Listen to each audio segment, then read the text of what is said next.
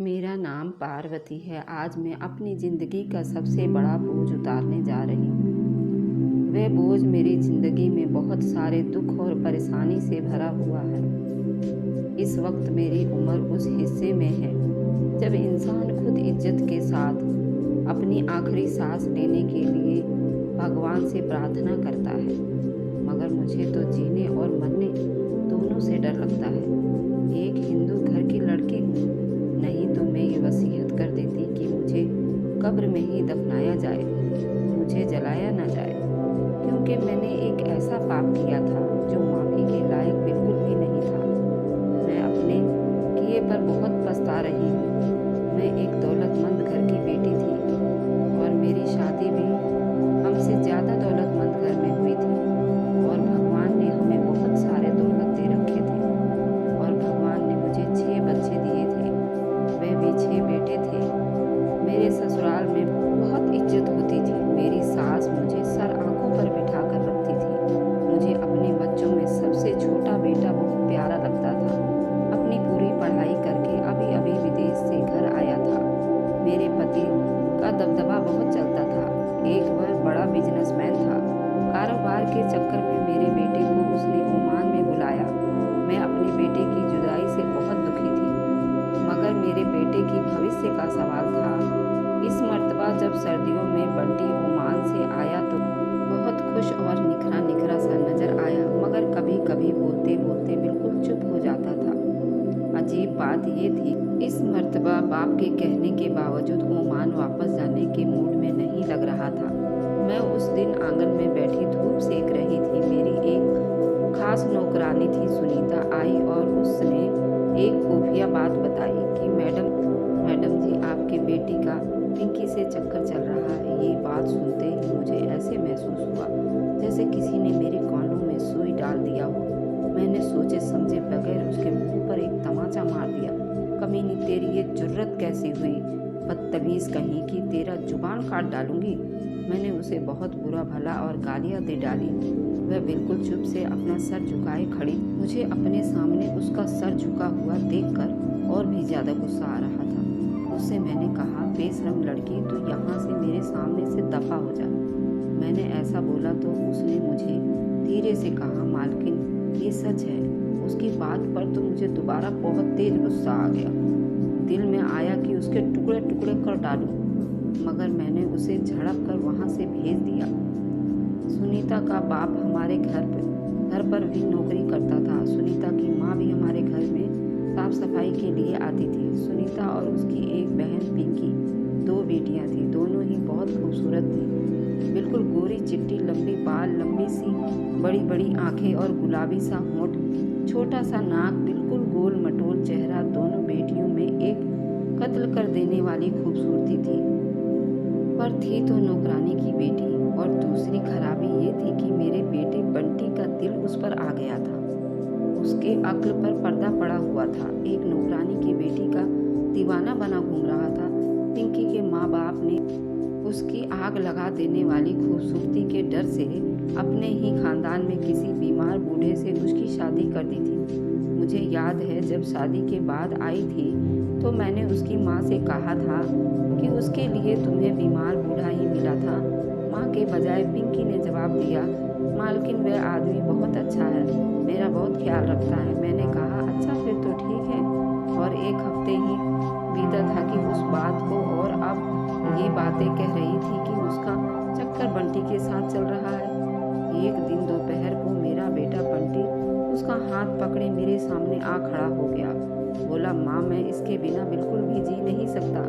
मैंने पिंकी से शादी करने का फैसला कर लिया है।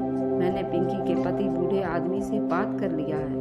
वह बच्चा होने के बाद उसे तलाक दे देगा और फिर मैं पिंकी से शादी कर लूँगा, और ये मेरी अमानत है। मम्मी, आप इसको अपने साथ ही रख लें, और इस बात की खबर किसी और को नहीं होनी चाहिए। मैं शादी के बाद उसे अपने साथ ओमान ले जाऊंगा। ऐसी बात बताई बंटी ने तो मेरे तो सर जमीन में घुस गया था। शर्म के मारे कितना बदतमीज लड़का हो चुका था। पिंकी के प्यार में वह भी एक नौकरानी की बेटी, और ऊपर से शादीशुदा थी, और उसके बाद उसके पति से तलाक लेकर और खुद शादी करना चाहता था।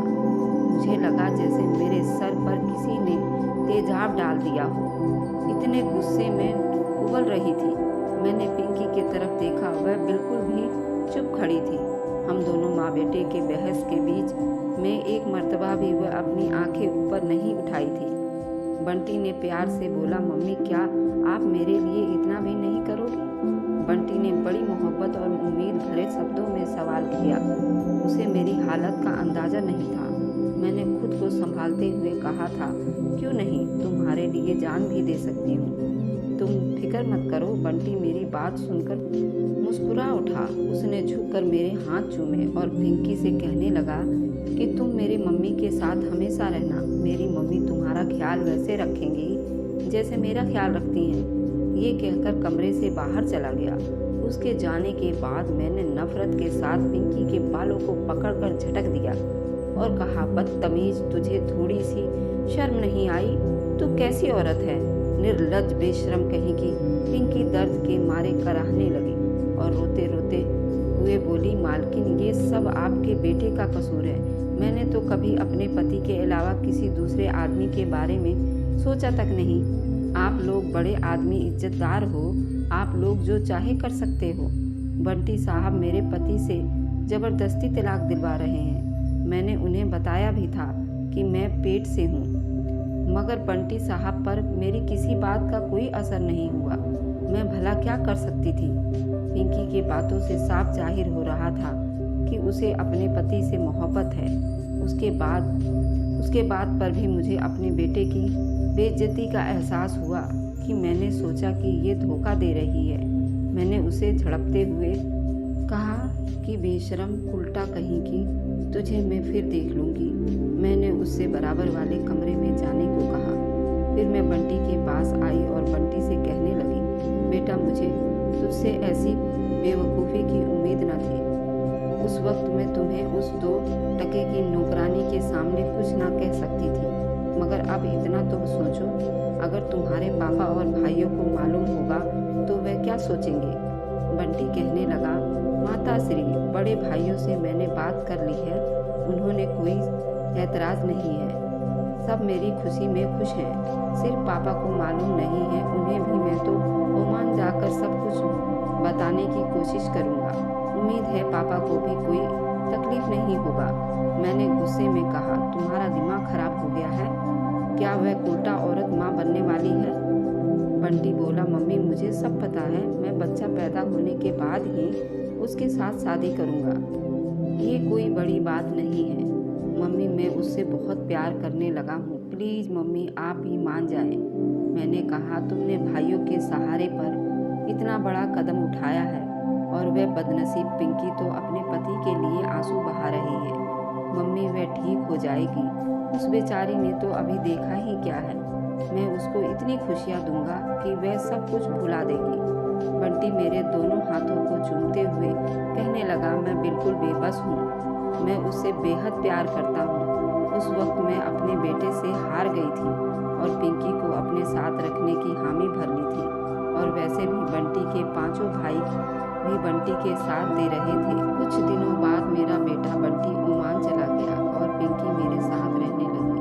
मैंने महसूस किया कि मेरे बाकी बेटे पिंकी का ऐसा ख्याल रखते थे जैसे वाकई उनकी भाभी हो, और मेरी बड़ी बहू भी उसका ख्याल रखती थी, मगर मैं हर वक्त जलती और चिढ़ती रहती थी।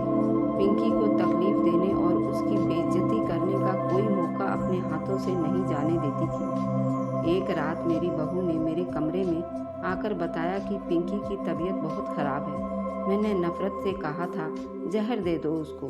मेरी बहू बोली, मम्मी, आप उसे इस तरह क्यों नफ़रत करती हैं? उसे सारे मामले में उस पर बेचारी का कोई कसूर नहीं है। वह बेचारी उन हालात में फंस गई है। वैसे भी बंटी हम सबको प्यारा है, इसलिए हम पिंकी का ख्याल रखते हैं। आप भी अच्छा होगा कि आप भी बंटी के खातिर उसे अपनी बहू स्वीकार कर लें। ये कहकर मेरी बड़ी बहू कमरे से चली गई और मैं सोचने लगी थी कि किसी भी सूरत में इस उल्टा औरत को अपनी बहू नहीं स्वीकार करूँगी। मैं रोज़ाना पिंकी को अपने कमरे में बुलाती और खूब बातें सुनाती और वह रोती रोती चुप कर सब सुन लेती। मैं उस घर से उसे निकाल भी नहीं सकती थी क्योंकि पिंकी पर सबकी नज़र थी। मुझे उससे इतनी नफरत हो गई थी कि मैं अब उसे जान से मार देना चाहती थी। उसे नफरत की एक वजह ये थी कि मैं अपने बेटे बंटी के लिए अपनी बड़ी बहू की बहन के साथ शादी करवाना चाहती थी और पिंकी के होते हुए ये सब मुमकिन ही नहीं था क्योंकि ये बात बंटी किसी भी कीमत पर नहीं कर सकता था। अब ये पिंकी की बदकिस्मती थी, जब उसे 8वां महीना लगा था तो मेरे पापा की मृत्यु हो गया और मुझे जल्दी से वहाँ पर जाना पड़ा और सभी लोग मेरे साथ गए थे। पर वे 13वीं के बाद सब लोग वापस चले आए थे और मैं वहीं पर गांव में ही रुक गई थी और पिंकी भी मेरे साथ ही। एक दिन अचानक उसकी तबीयत ज़्यादा ख़राब हो गई। वह काफ़ी तकलीफ़ में थी। उस वक्त मैंने अपनी खास नौकरानी की मदद से उसको एक ऐसी दवाई पिला दी जिसका असर 2 दिन तक सोती रही। अपने मजबूत इरादे से दोपहर के सारे गांव में ये खबर फैला दी कि पिंकी बच्चा पैदा करते समय वह तकलीफ ना बर्दाश्त कर पाई और उसकी जान चली गई, वह मर गई है। और मैंने गांव में सबको खबर भिजवा दिया कि ये लड़की अनाथ है और एक मुस्लिम है, तो वहाँ के कारी साहब को भी बुलवाया जाए ताकि उसका क्रियाक्रम वह लोग अपने हिसाब से करें। और वहाँ पर जो उसको नहलाने वाली औरतें आई थीं तो उन्होंने आकर मुझे बताया कि वह जिंदा है, तो मैंने उसका मुंह बंद करवा दी कुछ पैसे देकर। पर वहाँ के कारी साहब को भी पता चल गया था कि वह लड़की जिंदा है, तो वह जनाजे की नमाज पढ़ने से इनकार कर रहे थे और मुझे आकर कहा कि क्यों मुझे गुनाह में धकेल रही हो और ये लड़की तो जिंदा है। तब मैंने कारी साहब को सारी झूठी कहानी गढ़ डाली। ये लड़की बहुत बदचलन है और ये बिन ब्याही माँ बन चुकी है और अब मेरे बेटे को फंसाना चाहती है, मेरे बेटे से शादी करना चाहती थी। और हमारा एक हिंदू समाज है और ये लड़की एक मुस्लिम थी, तो ये भी मुमकिन नहीं था। मेरी बात मौलवी साहब को तौबा तौबा करने लगे और मेरी हाँ में हाँ मिलाते हुए कहा, इस औरत को बहिष्कार करना चाहिए। अगर जिंदा रही तो मेरे ख़ानदान की बेइज्जती होगी और मेरा बेटा ऐसा करने नहीं देगा, फिर बेहाई सारे गांव में फैल जाएगी। मौलवी साहब मेरी बातों और आंखों के लाज में फंस गए थे। मैंने उन्हें इनाम भी दिया और इस तरह पिंकी को जिंदा दफना दिया गया। जब बंटी को अपने भाई के जरिए पिंकी की मौत का खबर हुआ तो फ़ौरन ओमान से वापस आ गया। आने के बाद अक्सर पागलों की तरह रोता था। मेरी बड़ी बहू मुझे शक की निगाहों से घूरती रहती थी। कुछ दिन बाद बंटी वापस ओमान चला गया और फिर वापस नहीं आया। तब मुझे पता चला कि मेरी नौकरानी के जरिए न सिर्फ बंटी को सब हकीकत मालूम हो गई बल्कि मेरे घर के सभी लोगों को मेरे गुनाहों का पता चल गया था। मगर पिंकी के घर वालों को किसी ने कुछ नहीं बताया कि उनकी बेटी के साथ क्या हुआ था। उनकी बेटी तो कब्र में ही दम घुटने से मर गई होगी। आज मेरा जान सा प्यारा बेटा बंटी नफरत की निगाहों से मुझसे मिलता है, मेरी शक्ल भी देखना पसंद नहीं करता। मेरे बेटे भी मुझसे नफरत करते हैं। पति के मरने के बाद बड़े बेटे के अलावा बाकी सब मुझ पर ज़्यादा ध्यान नहीं देते। मेरा बड़ा बेटा और बहू मेरे साथ सौतेले जैसा व्यवहार करते हैं। बड़ी बहू मुझे किचन में जाने नहीं देती, नौकरों से कहती है उस पर नज़र रखो, उसे जहर खिलाने का तजुर्बा है। बंटी सबका लाडला था। अब मेरी इस हरकत की वजह से सब मुझसे नफरत करने लगे थे। मेरे बड़े बेटे की औलाद नहीं है और मेरी बड़ी बहू का कहना है कि इस बुढ़िया को साथ रखने की सज़ा है, इसलिए बेऔलाद हूँ। मैं बिल्कुल सेहतमंद थी मगर किसी भी कमरे में सो नहीं सकती थी। अकेले आसमान तले सोने से भी दम घुटता था। नींद के इंजेक्शन लगाने के बाद जो मुझे नींद आती है उस बात को 30 साल बीत चुके हैं। पिछले 4 साल से मैं अस्पताल में ही भर्ती हूँ। मुझे चमड़ी का कैंसर हो चुका है।